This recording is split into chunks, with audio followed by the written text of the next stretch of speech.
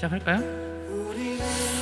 네, 가을 예배 오신 여러분 환영합니다. 네, 벌써 30분이 됐네요. 네, 이제 올해부터 2시 30분부터 시작을 하게 됐고요. 다들 뭐 시간 맞춰 잘 오셨네요. 저는 혹시라도 일찍 오신 분이 없을까 보고 있었는데 다들 한 명도 빠짐없이 시간 맞춰서 잘 오시더라고요. 네,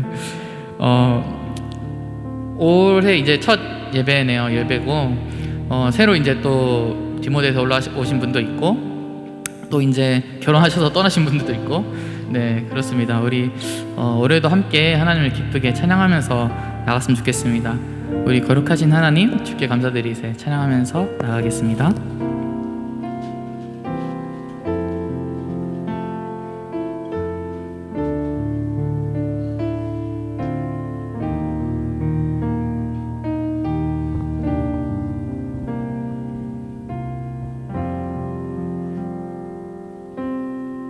거룩하신 하나님, 거룩하신 하나님 주께 감사드리세. 날 위해 이 땅에 오신 독생자 예수 나의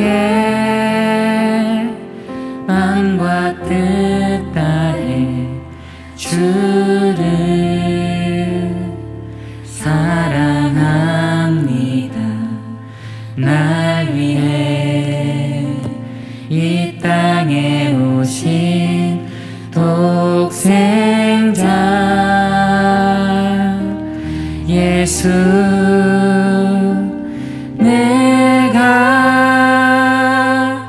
약할 때 강함 주고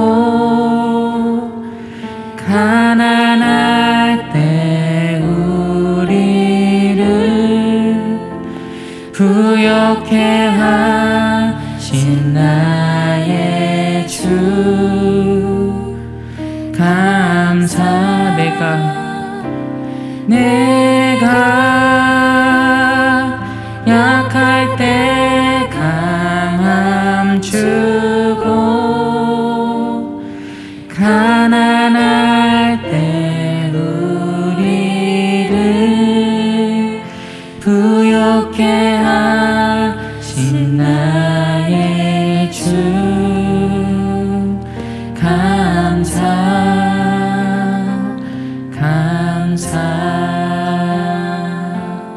우리 다시 한번 거룩하신 하나님, 거룩하신 하나님 주께 감사드리세. 날 위해 이 땅에 오신 독생자 예수 나의 마음과 뜻 다해 주를 사랑합니다. 날 위해 이 땅에 오신 독생자 예수 내가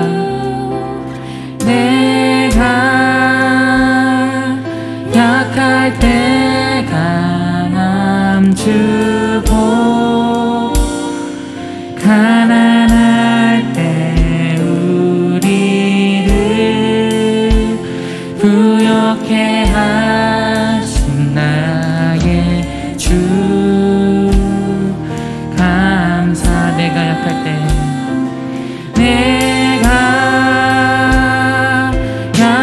때 강함 주고 가난할 때 우리를 부욕해 하신 나의 주 감사. 내가 약할 때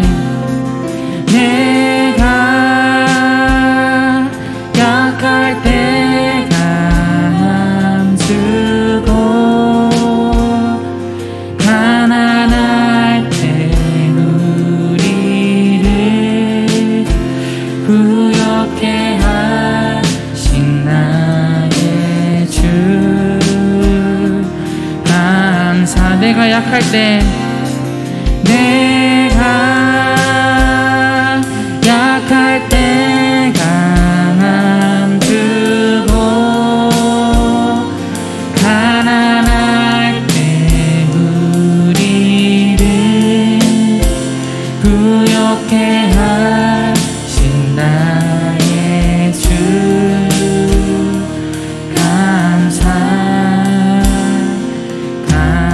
우리 이 시간 함께 먼저 기도하면서 나갔으면 좋겠습니다. 우리 올 한 해를 작년 한 해를 돌아보면서 정말로 하나님께 감사를 드리며 나갔으면 좋겠는데요. 우리가 정말 작년 한 해 가운데 하나님께서 나를 통해 나타내 주신 것, 또 날 위해 주님께서 사랑을 주신 것, 그리고 또 작년 한 해를 돌아보면서 각자의 마음속에 있는 것들 하나님께 감사하면서 나갔으면 좋겠습니다. 기도하겠습니다.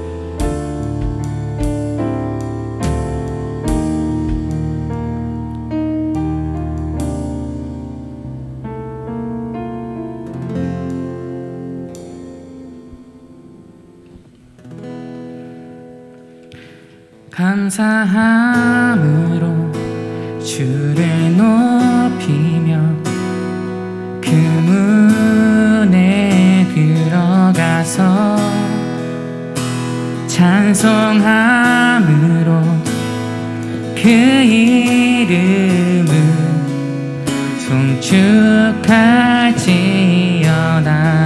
감사함으로 주를 높이며 그 문에 들어가서 찬송함으로 그 이름을 송축할지어다.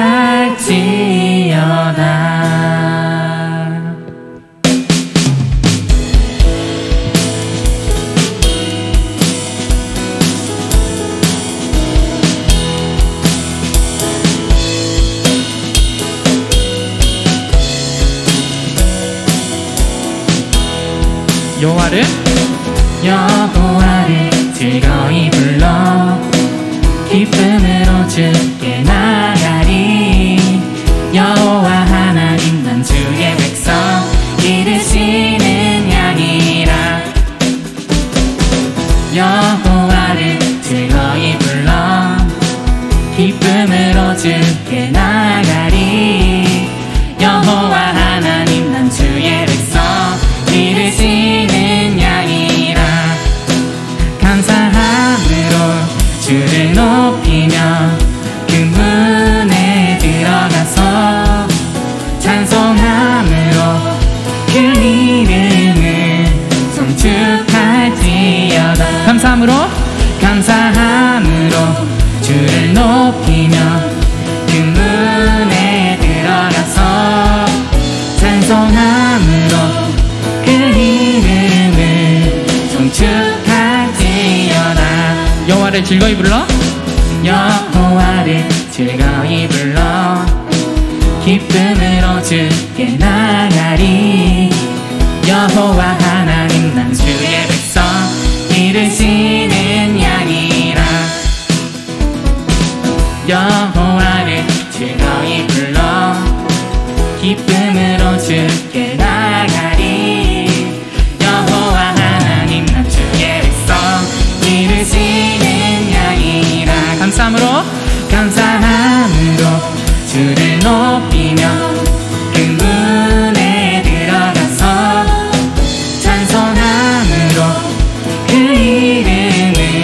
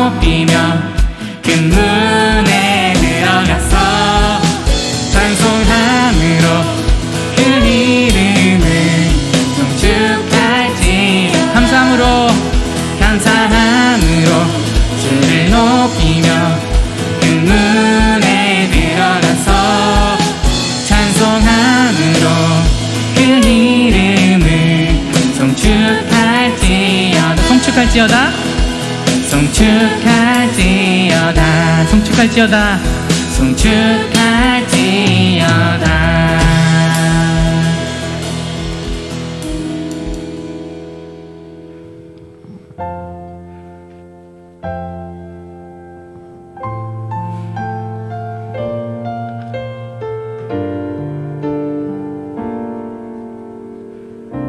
예수 사랑합니다.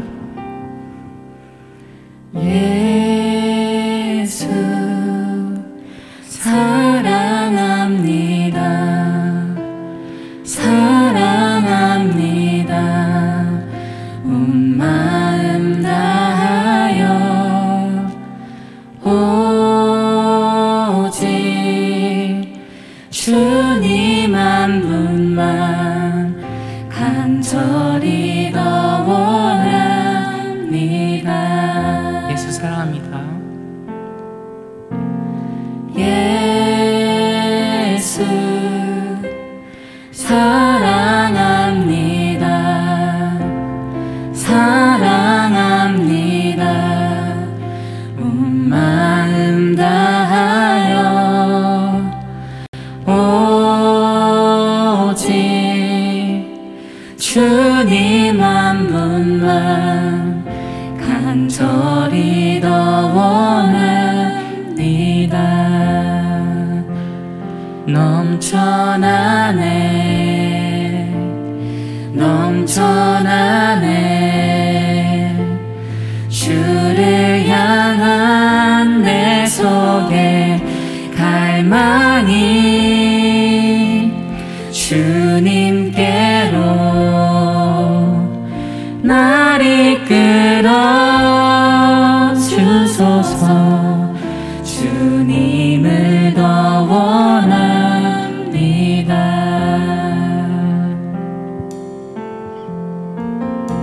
예수 사랑합니다. 예수 사랑합니다 사랑합니다 온 마음 다하여 오직 주님 한 분만 간절히 더 원합니다. 우리 다시 한번 예수 사랑합니다. 예수 사랑합니다 사랑합니다 온 마음 다하여 오직 주님 한 분만 간절히 더 원합니다. 넘쳐나네 넘쳐나네 주를 향한 내 속에 갈망이 주님께로 날 이끌어 주소서 주님을 더 원합니다. 넘쳐나네 넘쳐나네 넘쳐나네 주를 향한 내 속에 갈망이 주님께로 날 이끌어 주소서 주님을 더 원합니다. 우리 목소리 높여서 예수 사랑합니다. 예수 사랑합니다 사랑합니다 온 마음 다하여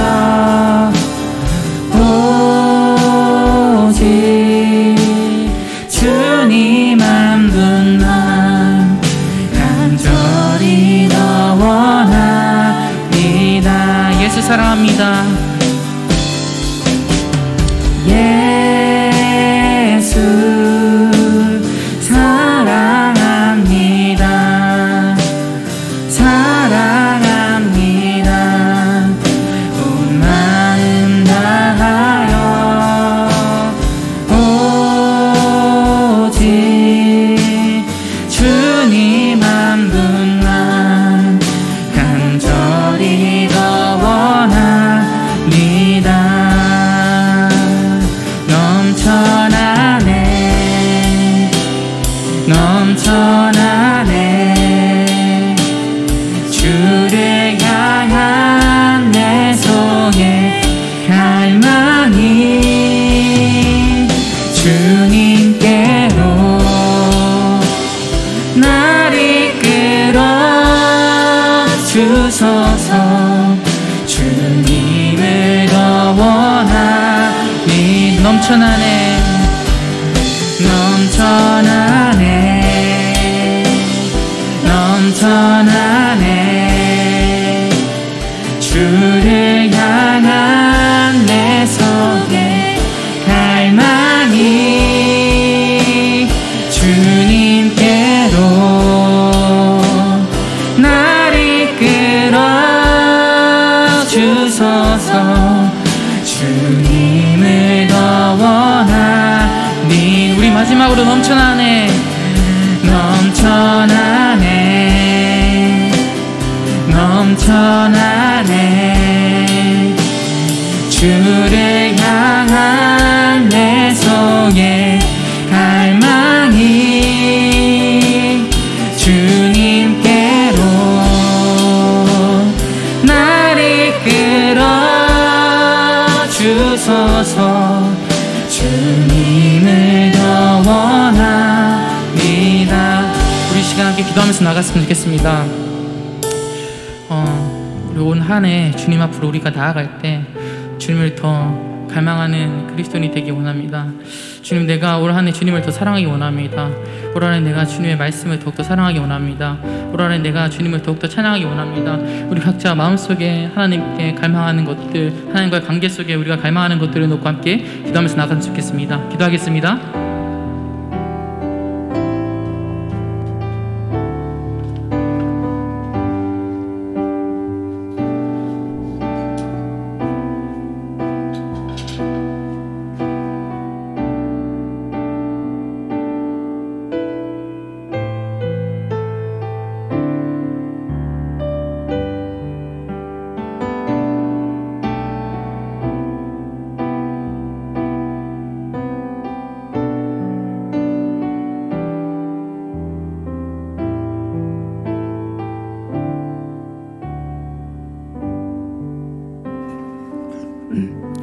기도하겠습니다.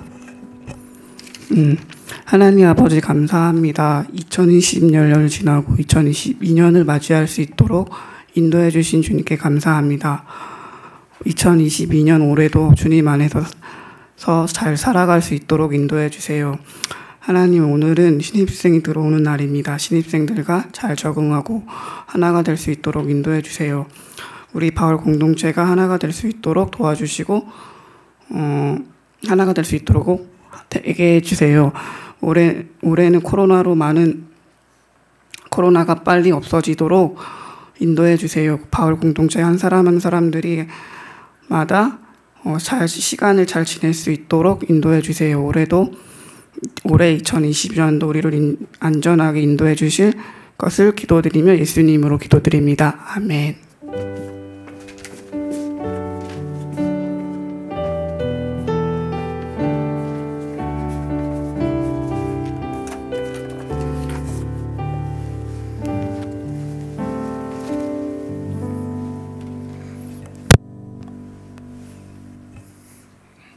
네, 반갑습니다. 우리 옆 사람 한번 인사할까요? 우리 오랜만에 또 만났는데 새해 복 많이 받아주세요. 새해 복 많이 받으세요. 우리 인사하고 우리 신입생이라기보다는 뭐라고 해야 될까요? 이제 바울은 다르게 얘기해야 될 것 같은데 우리 또 새내기들도 왔고요. 예, 아무튼 그렇습니다. 멀리서 대구에서 또 우리 올라온 민영이도 반갑고 네, 반갑습니다. 여러분 새해 시작되면 보통 개인적인 다짐들을 하잖아요. 어떠세요? 여러분 좀 다짐을 좀 한 게 있으신가요? 물어보고 싶지만 다들 아마 좀 민망해 할 것 같아서 제가 개인적으로는 제가 이제 올해 그 개인 좀 원래 헬스를 하다가 헬스장에서 운동하다가 이제 코로나 때문에 못 가서 올해 이제 마라톤을 시작했어요. 그래서 마라톤을 지난 여름에 시작해가지고 올해 목표가 뭐였냐면 10km를 완주하는 거였거든요. 그래서 목표를 달성했습니다. 달성해서 10km를 1시간 안에 달리는 거였는데 57분 56초.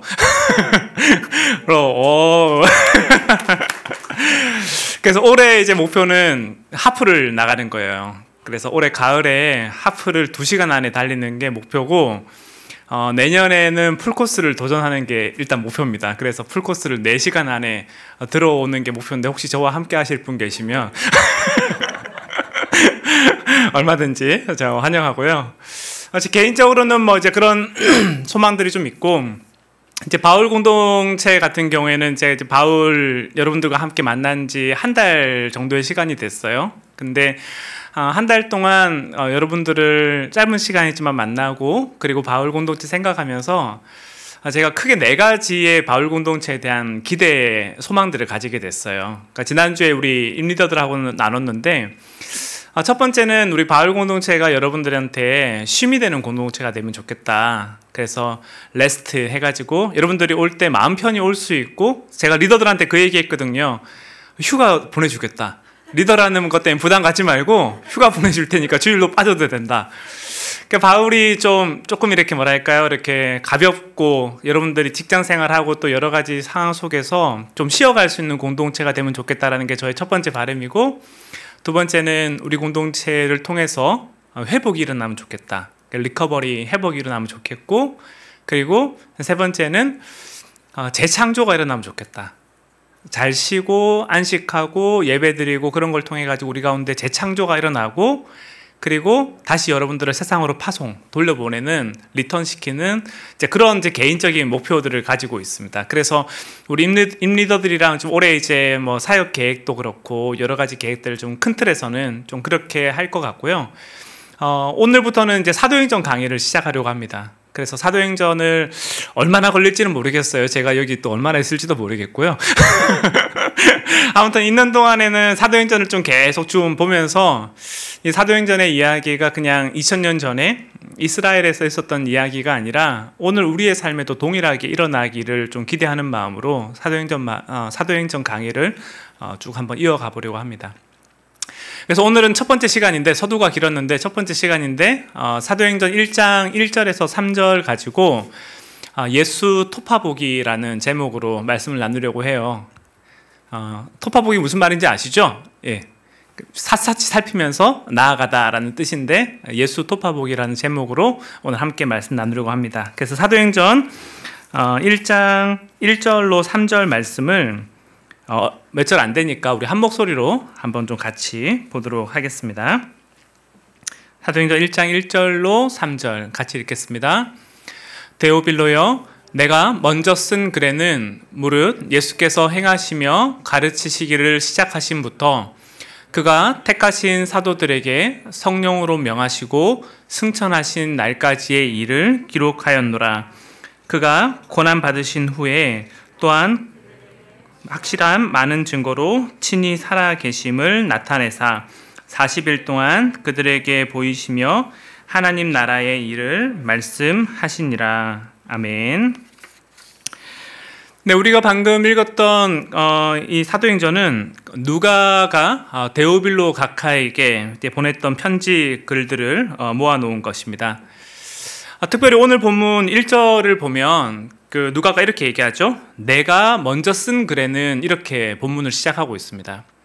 우리가 잘 알다시피 여기서 내가 먼저 쓴 글이 뭔가요? 누가복음이죠. 누가복음에서 먼저 누가가 데오빌로 각하에게 편지를 보내면서 예수 그리스도의 삶과 사역에 대해서 집중적으로 말하고 있습니다. 그래서 누가복음 1장 1절에서 3절을 보시면 누가가 뭐라고 기록하고 있냐면요, 이렇게 기록하고 있습니다. 우리 중에 이루어진 사실에 대해서 처음부터 목격자와 말씀에 일꾼된 자들이 전하여 준 그대로 내력을 저술하려고 붓을 든 사람이 많은지라. 이게 무슨 말이냐면 그 당시 팔레스타인 지역에서 예수 그리스도라는 사람이 나타나서 이분이 행했던 행적과 여러 가지 일들을 보면서 많은 사람들이 주목했던 거죠. 많은 사람들이 이목을 끌어서 사람들마다 저마다 자기가 생각했던 예수 그리스도, 그분이 어떤 삶을 살았는지를 기록하려고 펜을 든 사람이 많다라는 거예요. 근데 누가가 3절에 뭐라고 얘기하냐면 이렇게 얘기를 합니다. 그 모든 일을 근원부터 자세히 미루어 살핀, 그리고 그 다음 뭐라고 하냐면 나도라고 얘기를 합니다. 처음부터 이 일을 자세히 미루어 살핀 나도 데오빌로 각하에게 차례대로 편지를 쓰고 싶습니다 라고 얘기를 하는데, 이게 무슨 얘기냐면 그 당시에 많은 사람들이 예수 그리스도가 누군지 자기 나름대로의 관점을 가지고 기술했던 많은 기록이 있지만, 누가가 뭐라고 얘기하냐면 나도 내 말로 내가 예수 그리스도에 관한 기록들을 한번 적어보고 싶습니다 라고 하면서 펜을 들고 있는 거죠. 이제 그런 측면에서 우리는 이제 누가의 인생을 주목해 볼 필요가 있는데, 실제로 누가는 그 시리아 출신의 이제 헬라인 그리스 사람이었습니다. 누가는 예수님을 직접 보거나 만났을 가능성이 거의 없고, 아마 그는 예수님에 관한 이야기들을 다른 사람을 통해서 전해 들었을 것입니다. 그래서 아마 생각해 보면 그런 거예요. 어떤 사람이 예수에 관한 이야기를 하는 거죠. 야, 저기 이스라엘 땅에 예수라는 사람이 살았어. 근데 그 예수라는 사람이 많은 사람들의 병을 고치게 해주고, 그렇다는 얘기를 듣고, 또 어떤 얘기를 듣습니까? 예수라는 사람이 가르치는 게 그 당시에 종교 지도자들하고 달랐대. 그 사람의 가르침이 장난이 아니야. 뭐 그런 얘기를 듣고, 근데 그 사람이 자기가 하나님의 아들이라고 얘기하다가 죽었고, 근데 그 사람이 자기가 죽고 난 다음에 3일 만에 부활했대. 그리고 그 사람이 살아있는 채로 올라갔대. 이런 얘기들을 이제 듣는 거죠. 아마도 그 당시에 이런 얘기를 전해 듣는 많은 사람들은 저희 딸한테 자주 하는 말, 개똥 같은 소리를 하고 있네, 이런 얘기를 했을 거예요. 뭐 말 같지도 않은 소리를 하고 있냐. 어떻게 사람이 남자와 여자 관계를 맺지 않은 상태에서 아이가 나올 수 있고, 어떻게 사람이 무리를 걸어 다닐 수 있고, 어떻게 죽은 사람이 다시 살아날 수 있고, 어떻게 그럴 수 있냐라고 얘기하면서 사실은 많은 사람들이 그 얘기를 귓등으로도 듣지 않았을 겁니다. 근데 누가는 그 얘기를 듣고 난 다음에 어떻게 하냐면 호기심이 발동하기 시작했다라는 거예요. 많은 사람들이 예수에 관한 이야기를 듣고 난 다음에 스쳐 지나가고, 그걸 귓등으로도 듣지 않고 말도 안 되는 얘기라고 하고 그냥 지나갈 때, 누가는 호기심이 생기고 궁금증이 생겨서 그 예수님을 집요하게 파기 시작했습니다. 그래서 예수님의 행적을 기록한 책들을 살펴보고, 그 당시에 예수님을 만났다라고 하는 사람들을 찾아다니면서 누가가 인터뷰를 하기 시작하죠. 그 중에 한 명이 누구예요? 그 중에 한 명이 마리아입니다. 예수님의 어머니였던 마리아. 그래서 누가가 예수님의 어머니였던 마리아를 찾아가서, 야, 예수님이 어릴 때는 어땠어요? 뭐 이런 얘기 물어보는 거예요.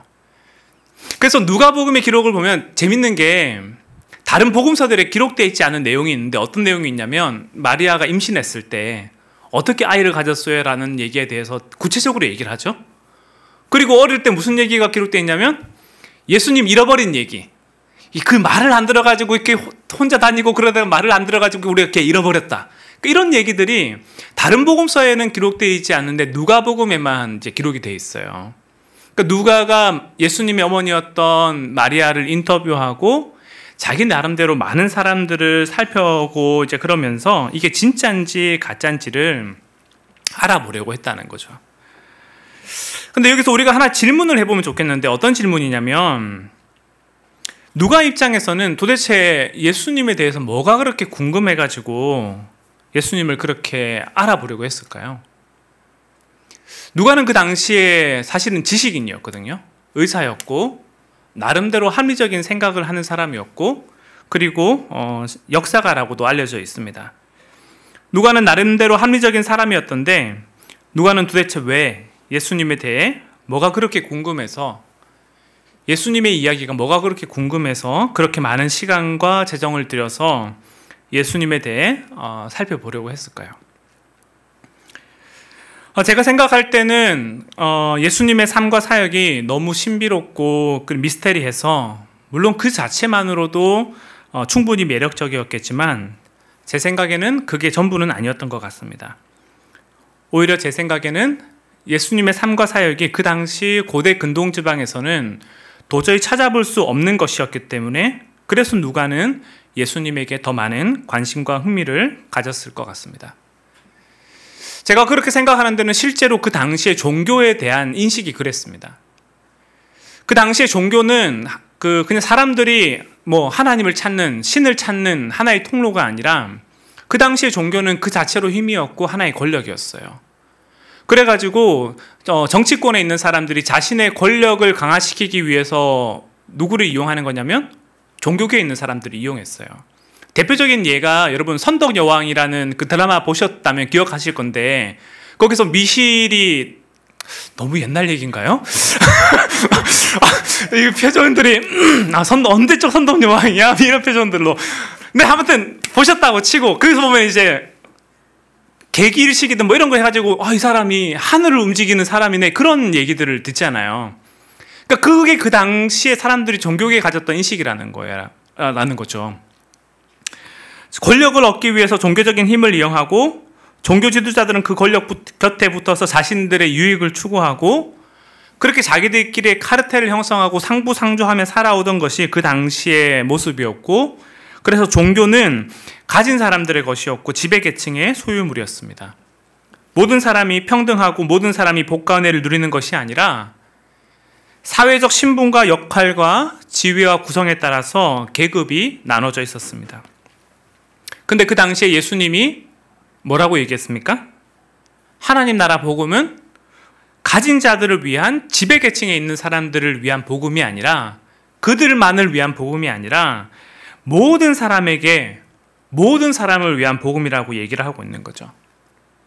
그래서 누가가 자기 복음서에서 누가복음서에서 어떤 것들을 특별히 강조하냐면 그 당시 사회에서 배제되고 소외된 사람들 그 사람들을 찾아가서 예수님이 돌보고 그들을 사랑하셨던 모습을 별도로 기록하고 있습니다. 이스라엘 백성들이 우리만 하나님 나라 백성이라고 얘기하면서 이방 사람들에 대해서 가졌던 인식이 뭐예요? 저놈들은 지옥의 땔감 정도다 라고 생각하고 있었는데 예수님이 거기에 대해서 뭐라고 얘기합니까? 그게 아니라는 거죠. 하나님 나라는 모든 사람에게 열려있고 남녀노소 아무든 상관없이 누구나 다 하나님 나라에 들어갈 수 있다라고 얘기를 하고 있습니다. 그래서 재밌는 게 오늘 본문을 보시면 누가복음을 처음 쓸 때는 누가가 데오빌로 각하에게 편지를 쓰면서 뭐라고 얘기하냐면요. 데오빌로 각하에게라고 얘기를 해요.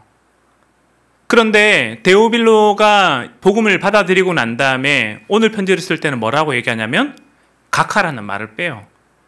그냥 데오빌로여라고 얘기하면서 우리가 그리스도 안에서 한 가족이 되었다라는 전제 속에서 얘기를 합니다. 그만큼 예수님이 가르쳐줬던 하나님 나라 복음은 그 당시 고대 근동에서는 도무지 찾아볼 수 없는 획기적인 것이었고 누가는 이 모습에 크게 감동을 받았습니다. 그래서 누가가 그때부터 뭘 시작하냐면요. 그때부터 성경 공부를 시작합니다. 이건 진짜다. 이 사람들은 그냥 말뿐인 게 아니라 이 사람들은 진짜 백이고 여기 안에 뭔가 놀라운 본물이 있다라는 생각을 가지고 그때부터 이 사람이 누가가 예수에 관한 행적을 더 자세히 톱아보기 시작하는 거죠. 그리고 예수님의 가르침과 예수님의 삶을 연구하면서 그 연구를 계속 한 끝에 어떤 결론을 내리게 되냐면 주는 그리스도시요 살아계신 하나님의 아들이라는 결론을 내리게 되고 누가는 그 결론 끝에 어떤 선택을 하게 되냐면 바울과 함께 전도 여행을 계속 다니는 선택을 하게 됩니다. 그래서 앞으로 우리가 사도행전을 볼 때 계속 보겠지만 중간중간에 주어가 우리가라고 나와요. 그게 무슨 얘기냐면 누가가 그 전도 여행에 함께 하고 있는 거거든요. 그래서 누가가 전도 여행을 함께 하면서 예수 그리스도 앞에 자기의 인생을 전부 던지고 그 그리스도를 알아가는 즐거움 속에 누가가 동행하게 됩니다. 사랑하는 여러분, 그런 측면에서 오늘 이 누가의 모습을 보면서 여러분들에게 어떤 감정이 드는지 모르겠어요. 저는 오늘 본문에 기록되어 있는 이 누가의 모습을 보면서 제 안에 두 가지의 감정이 드는데 첫 번째는 누가를 보면서 부러움의 감정이 들어요. 닮아가고 싶다. 아니 어떻게 이렇게 그 하나님에 대해서 한 번도 들어본 적이 없는 사람이 예수님에 대해서 한 번도 그 기적을 자기의 눈으로 본 적도 없는 사람이 어떻게 책을 읽고 그리고 인터뷰를 하고 그것을 통해서 주님을 알아가고 그 속에 자신의 삶을 던질 수 있을까? 누가 안에 있는 이 영적인 갈망에 대한 부러운 마음이 들고요. 두 번째 제 안에 드는 마음은 부끄러운 감정이 들어요. 누가는 그 나이에 뒤늦게 예수님에 대해서 책으로 글로 그냥 그렇게 건너들은 이야기로 알고도 이렇게 하나님을 따라가는 마음이 있는데, 나는 나이 40대 중반이 되어 가면서 정말 내 마음에 그와 같은 갈망과 갈증이 있는가? 라는 부러움과 부끄러움의 감정이 제 마음에 함께 교차를 합니다. 실제로 이제 제 얘기를 좀 하나 하면, 저는 3, 4년 전부터 제가 이제 제 삶에 새로운 습관을 하나 가진 게 있어요. 마라톤 말고 3, 4년 전부터 제가 새롭게 습관을 하나 가진 게 있는데, 그게 뭐냐면 매일 아침 말씀을 묵상하고 그리고 그 묵상한 말씀을 가지고 기도하고 하루에 하나씩 글을 쓰는 거. 이제 그게 3, 4년 전부터 시작한 제 습관입니다. 그 얘기를 듣고 나면 누군가 이렇게 질문할 수도 있죠. 아니 목사님, 그 당연한 거 아닙니까? 당연한 거를 왜 이제 그렇게 뭐 새롭게 얘기를 하십니까? 우리가 매일 주의 말씀 보고 그 말씀 가지고 기도하고 우리 삶을 살아가는 거, 그 당연한 거 아닙니까? 네, 맞습니다. 그 당연한 거를 저는 부끄럽게도 그때까지 당연하게 살고 있지 못했습니다. 하지 않았다기보다는 하긴 했지만 오히려 의무감에 말씀을 볼 때가 더 많았던 것 같아요. 제가 사역을 20대 중후반에 시작해서 사실 오랫동안 사역을 해왔죠. 설교를 해왔던 것도 많았고 말씀을 봐왔던 것도 많았고 책을 봤던 것도 참 많았습니다. 그런데 너무나도 아이러니하게 제가 말씀을 보는 것은 언제 말씀을 주로 보게 됐냐면 설교를 준비할 때 말씀을 많이 보게 됐어요. 리더 모임을 하거나 소그룹 준비를 하거나 강의를 하거나 이제 그럴 때 말씀을 주로 보게 되고, 아침에 일어나서 주님과 나와의 사귐 속에서 1대1로 말씀을 보는 경우의 시간들이 아이러니하게도 시간이 흐르고 사역의 연수가 더해져 가면 갈수록 점점 더 사라지더라고요. 설교해야 될 분량이 많아질수록 오히려 주님과의 친밀함이 없어지고, 아이러니하게 신학교를 갔을 때는 더 그 시간이 줄어들기 시작했습니다. 뭐 나름대로 합리화를 할 수는 있어요. 어떻게 합리화를 하냐면 신학교 다니면서 일주일에 예배를 10번을 드리거든요. 3일 동안 예배를 10번을 드리고 맨날 보는 게 성경이고 맨날 보는 게 신학 서적인데 그걸로 대체할 수 있지요 라고 말할 수도 있죠. 그 당시 디모데 사역하면서 주일마다 설교를 했었고 수련회를 인도하고 여러 가지 상황들 속에서 그 시간들로 대체했다라고 얘기를 할 수는 있습니다. 그런데 정직하게 되돌아봤을 때 그 말씀을 내 영혼을 위한 밥이라고 생각하고 말씀을 받는지 아니면 일로서 말씀을 받는지에 대해서 되돌아볼 때 제 마음에 자신이 없는 거예요. 그래서 3, 4년 전쯤에 한 번은 이제 기도하는 가운데 주님 저에게 이렇게 말씀하는 것 같았어요. 하나의 이제 이미지를 보여주셨는데 저에게 마치 이렇게 얘기하는 것 같았습니다. 제시가 너는 큰 항공모함 같아. 큰 항공모함 같은데 그 뱃속에 무기가 없는 것 같다. 배가 있으면 뭐하냐? 무기가 없는데. 총이 있으면 뭐하냐? 그 총 안에 채울 탄약이 없는데. 제가 그 얘기를 듣고 난 다음에 마음이 되게 부끄러웠어요. 그리고 난 다음에 기도하는데 또 하나의 제 마음에 이런 생각이 들었어요. 한 장의 사진처럼 제 방을 보여주시는데, 야, 제시가 네 방에 책이 참 많구나. 야, 책 많다. 근데 그 책을 다 읽어본 적 있냐? 그 책에 담긴 내용이 무슨 내용인지 다 알고 있냐? 그 책들에 담겨 있는 내용을 네 말로 설명할 수 있고 네 말로 얘기할 수 있냐? 제가 그 시간을 보내고 난 다음에 제 마음이 너무 부끄러웠습니다. 그래서 그날 이후로 제 삶을 돌이키기로 작정했고, 어떤 일이 있어도, 무슨 일이 있어도 아침에 말씀 묵상하기를 멈추지 않기로 작정을 했습니다.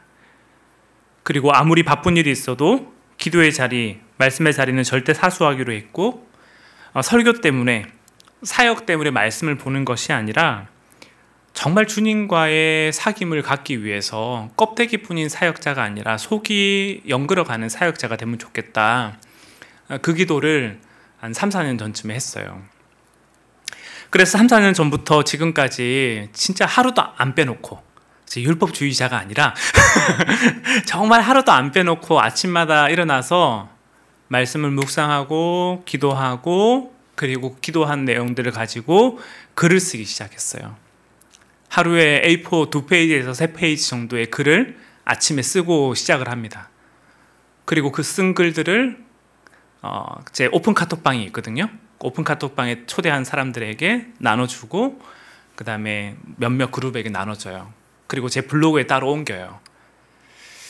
그리고 그 글들 가운데 이제 한 권별로 모아가지고 연말에 후원자들에게 감사 선물로 책을 만들기를 시작했어요. 그래서 작년에 느헤미야를 찾습니다라는 첫 번째 제 책이 나오고, 글 정제식, 편집 정제식, 출판 정제식 모든 걸 그냥 제 혼자 이제 간해수공업으로 해가지고 첫 번째 책을 냈고요. 올해 두 번째 이렇게 책을 냈어요. 출판사도 없습니다. 그냥 정제식 책 제목이 인간 다윗이거든요. 인간 다윗, 사무엘하 말씀을 묵상한 걸 가지고 한 250페이지 정도의 글을 썼어요. 그 부제를 혼자 달았어요. 완벽하진 않았지만 온전함을 구하였던 인간 다윗. 그러니까 제 나름대로 말씀을 묵상하고 했던 것들을 책으로 만들어서 이거를 이제 후원자들한테 선물로 줘요. 원하시면 드릴게요. 근데 이제 그 시간들을 보내면서 감사한 건 뭐냐면, 이 시간을 통해서 제 영혼이 조금씩 자라가는 걸 느껴요. 그 진짜 일 때문에 사역을 하는 것이 아니라 말씀이 나를 먹여 살린다라는 것들을 진짜 경험하게 되고, 말씀을 통해서 하나님이 내 인생을 어떻게 이끌어 가시는지를 경험하는 시간들이 점점 더 많아진다라는 것을 보게 됩니다. 그런 측면에서 제가 오늘 첫 번째 사도행전 설교를 하면서 바라는 것은 우리 공동체도 이와 같은 공동체가 되면 좋겠다라는 생각을 하게 돼요.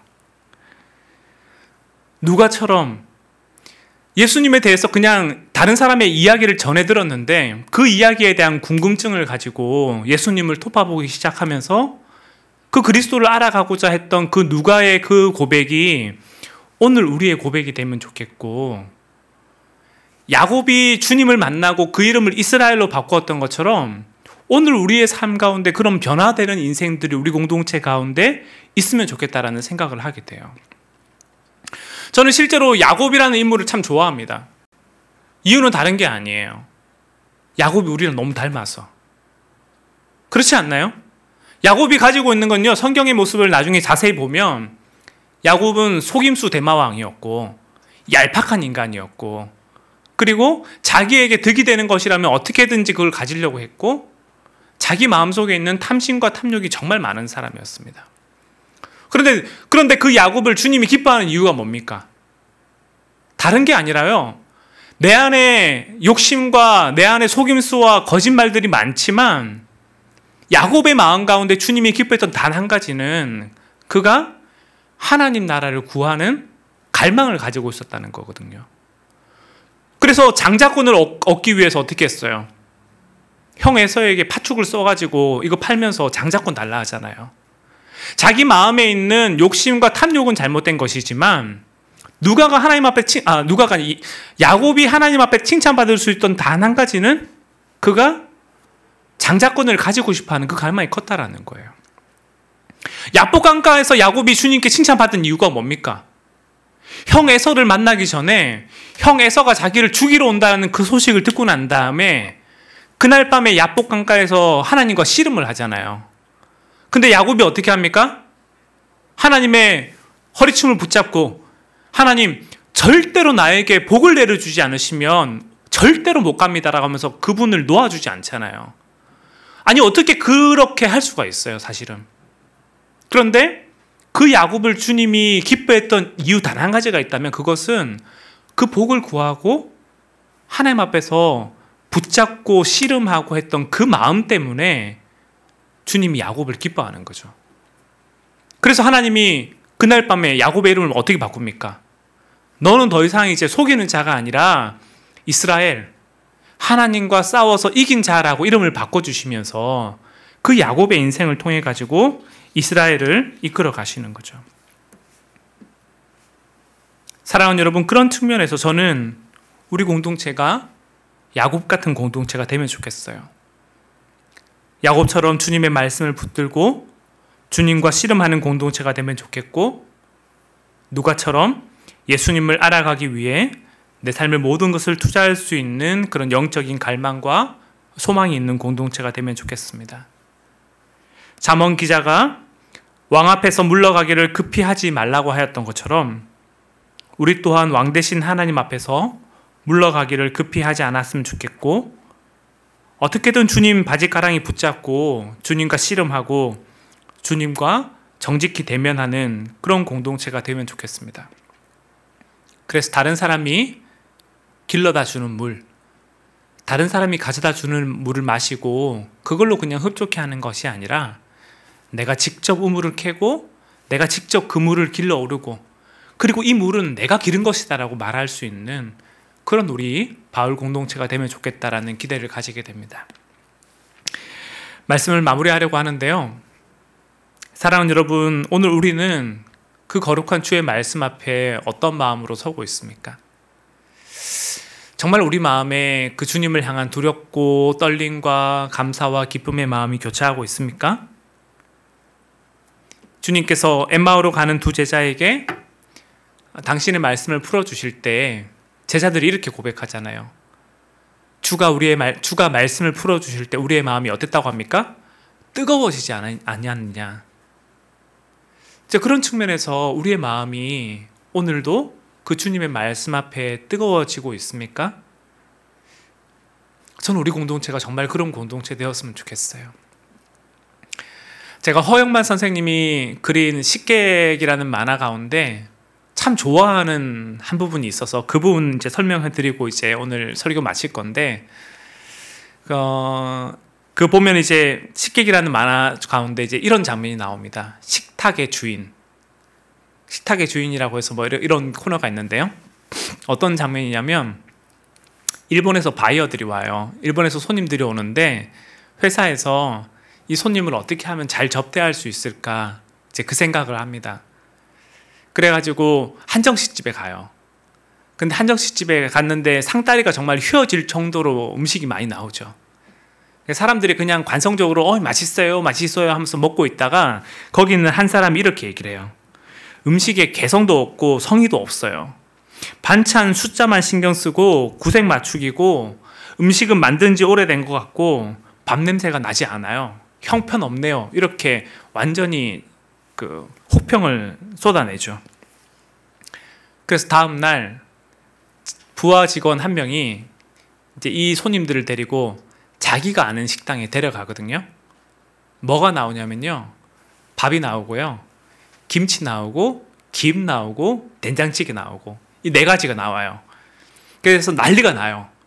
아니 어떻게 손님을 이렇게 우리가 푸대접할 수 있냐.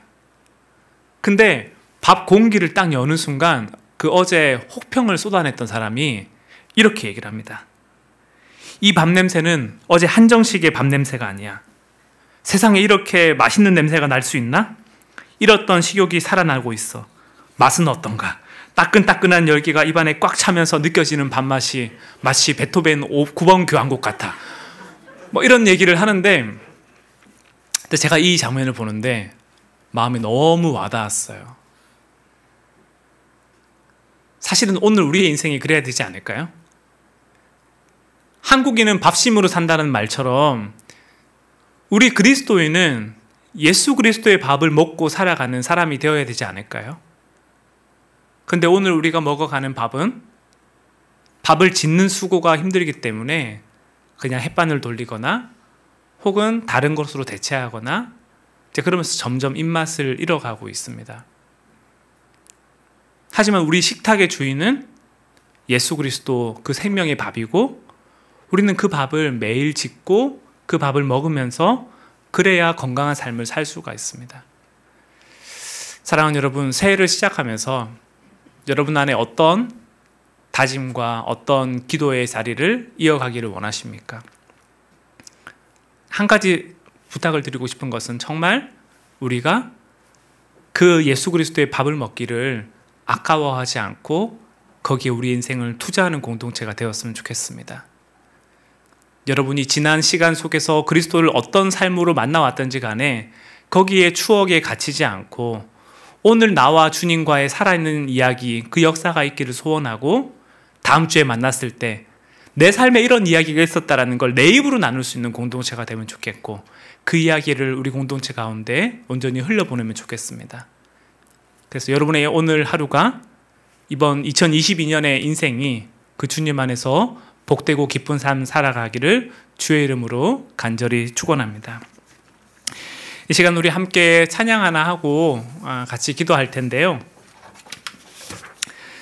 제가 말씀 준비하는 가운데 이 찬양이 많이 생각이 났습니다. 주님을 보게 하소서라는 찬양인데, 진짜 우리의 눈이 열리면 좋겠다라는 생각을 하게 됐어요. 하나님, 우리가 정말 주님을 볼 수 있도록 하나님 우리 가운데 우리의 눈을 열어주십시오. 우리의 마음의 눈을 열어주시고 딱딱하게 굳어있는 우리의 생각들을 하나님 풀어주시면 좋겠습니다. 흐르는 물에 우리의 모습을 비춰볼 수 없는 것처럼 굳어있는 얼음에도 우리의 모습을 비춰볼 수는 없는 거거든요. 그런 측면에서 우리의 인생이 너무 정신없이 바쁘게 흘러가고 있다면 그 바쁜 삶 속에 주님께 우리의 눈을 멈추는 우리 바울이 되었으면 좋겠고, 딱딱하게 우리의 마음이 굳어 있다면 딱딱한 우리의 굳은 마음을 주님 앞에 풀면 좋겠습니다. 그래서 주님의 얼굴을 바라보고 그 주님과 함께 동행하는 마음을 가지기를 소망하면서 우리 함께 이 찬양 부르며 나아가도록 하겠습니다.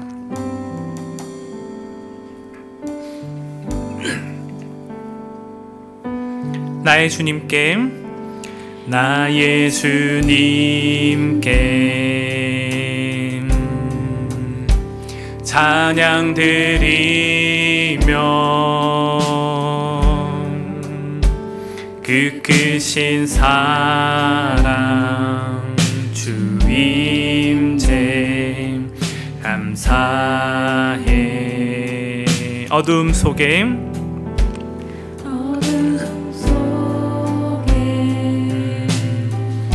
찾아오셔서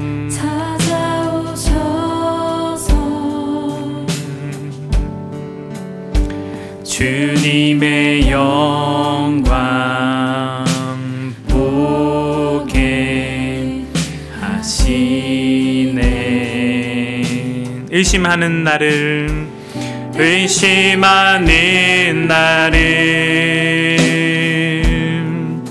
손 내밀어 잡아주시네.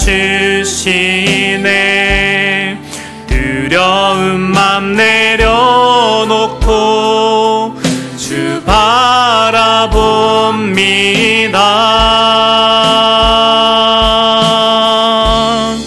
주님을 보게 하소서. 나를 붙드소서. 내 뜻과 내 생각 내려놓고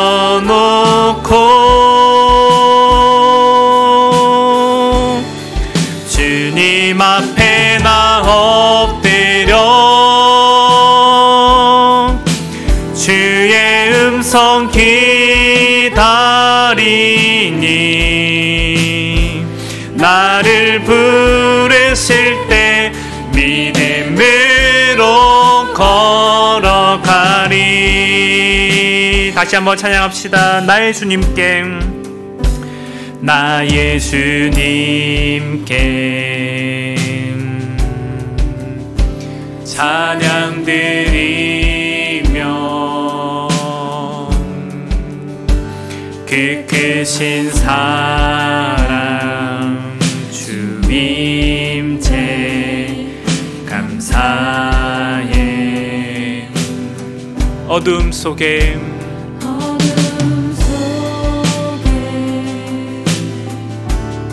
찾아오셔서 주님의 영광 보게 하시네. 의심하는 나를 손 내밀어 잡아주시네. 손 내밀어 잡아주시.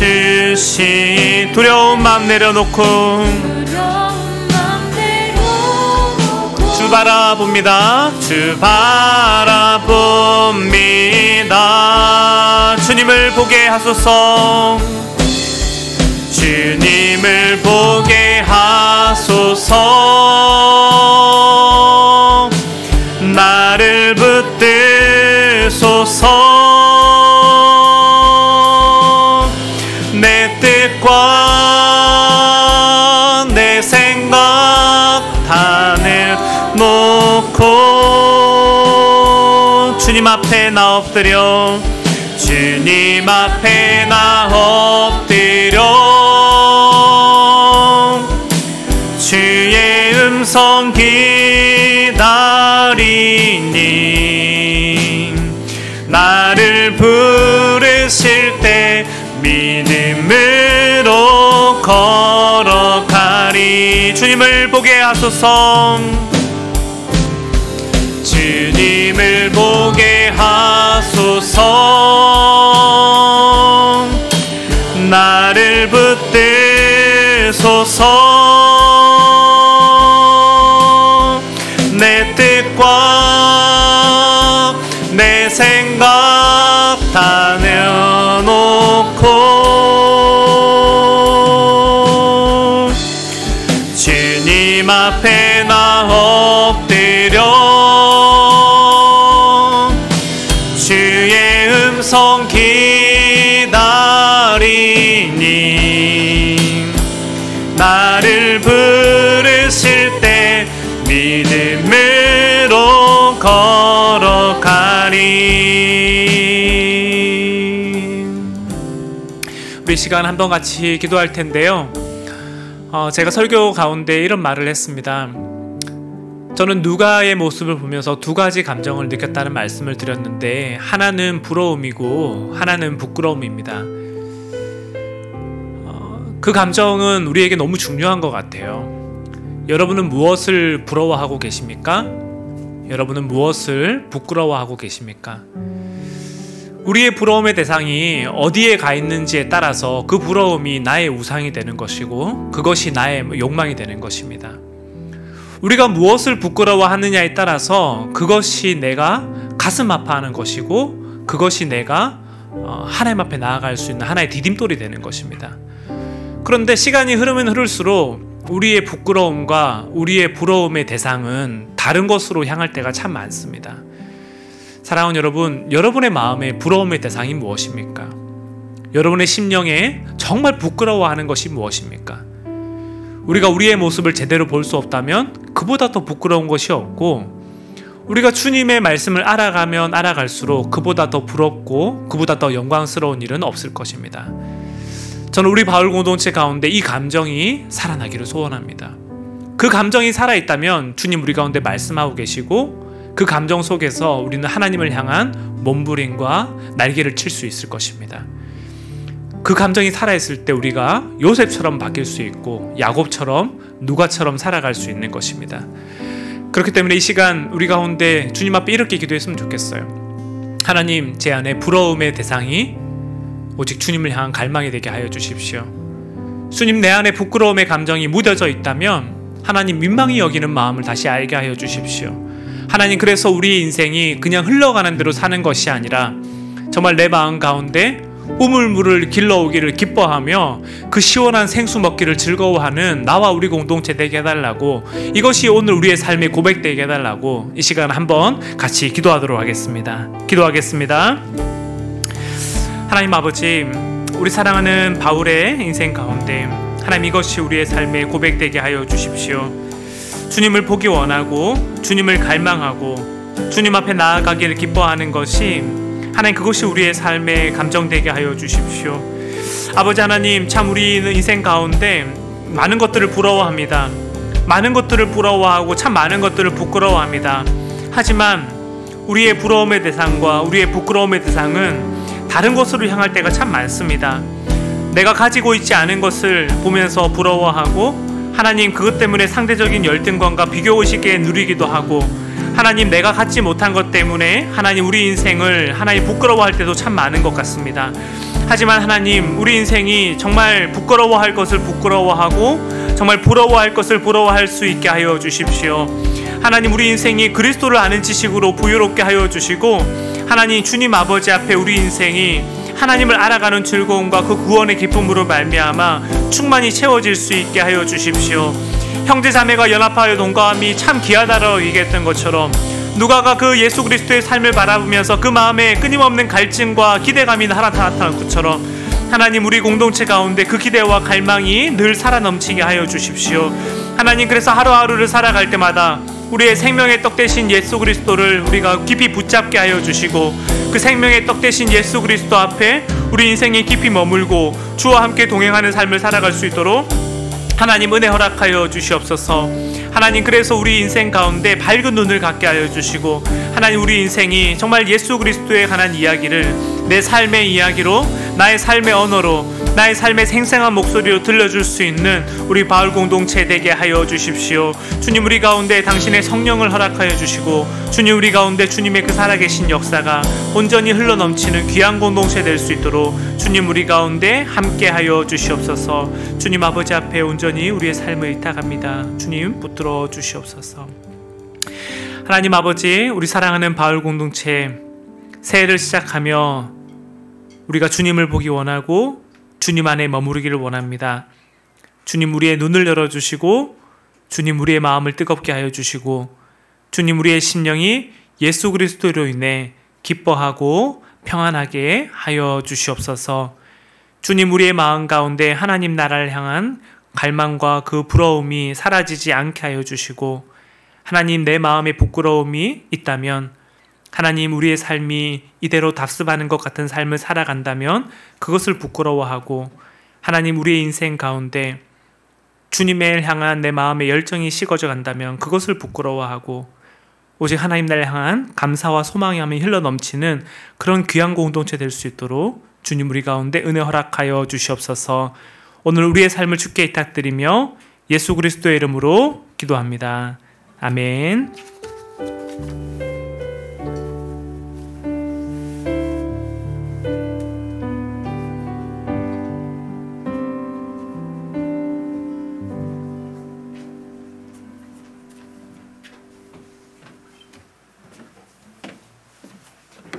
네. 1월 2일 2022년 첫 번째 바울 광고 시작하도록 하겠습니다.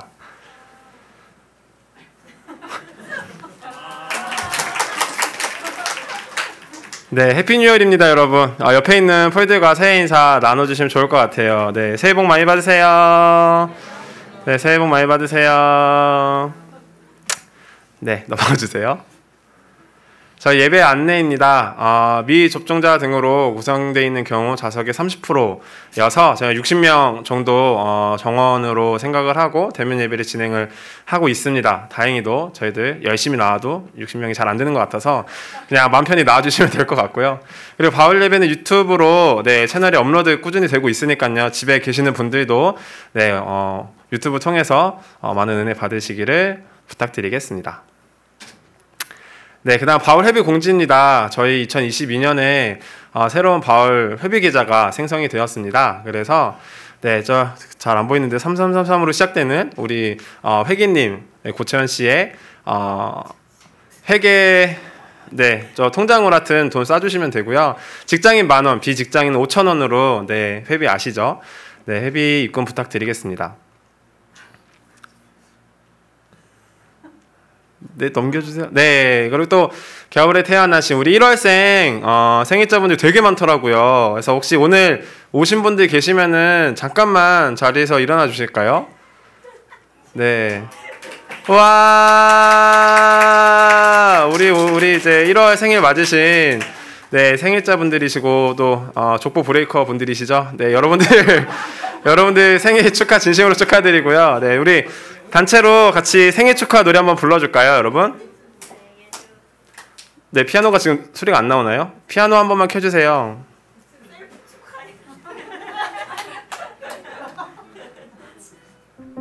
네, 자, 하나, 둘, 셋, 넷, 생일 축하합니다. 생일 축하합니다. 하는 바울들 생일 축하합니다. 와. 네, 갑자기 부탁드려서 죄송하고요. 네, 넘겨주세요. 네, 생일자분들 다시 한번 축하드리고 생일 당일에 여러분들에게 저희들 또 생일 선물 드리니까는요. 네, 생일 기대하고 계시면 좋을 것 같고요. 저희들 공지 드렸다시피 예배 시간이 변경됐습니다. 그래서 2시에서 2시 반으로 예배 시간이 변경됐으니까요. 다음번에도 착오 없이 2시 반에 와주시면 될 것 같아요. 네, 그리고 이제 다음 주부터 저희들 상반기 소그룹 시작이 되거든요. 네, 기대하는 마음으로 다음 주에 와주시면 좋을 것 같아요. 다음 주 기도는 네, 강태용 리더님께서 기도를 해주시겠습니다. 네, 그리고 저희 예배 후에 주기도문 이후에 오늘 새로 올라온 9596들의 신입생 친구들을 환영하는 시간들 가지고 그 다음에 또 이제 오늘까지가 소그룹이 없는 주인데 그냥 넘어가기 아쉬워서 또 랜덤하게 사람들을 같이 섞여서 소그룹을 진행을 하려고 해요. 그래서 거기까지 많은 참여 부탁드리도록 하겠습니다. 네, 주기도문하고 오늘 예배 마치도록 하겠습니다. 하늘에 계신 우리 아버지, 이름이 거룩히 여김을 받으시오며 나라가 임하옵시며 뜻이 하늘에서 이루어진 것 같이 땅에서도 이루어지리라. 오늘 우리에게 일용할 양식을 주옵시고 우리가 우리에게 주인 자를 사하여 준 것 같이 우리 자를 사하여 주옵시고 우리를 시험에 들게 하지 마시고 다만 악에서 구하소서. 나라와 권세와 영광이 아버지께 영원히 있사옵나이다. 아멘.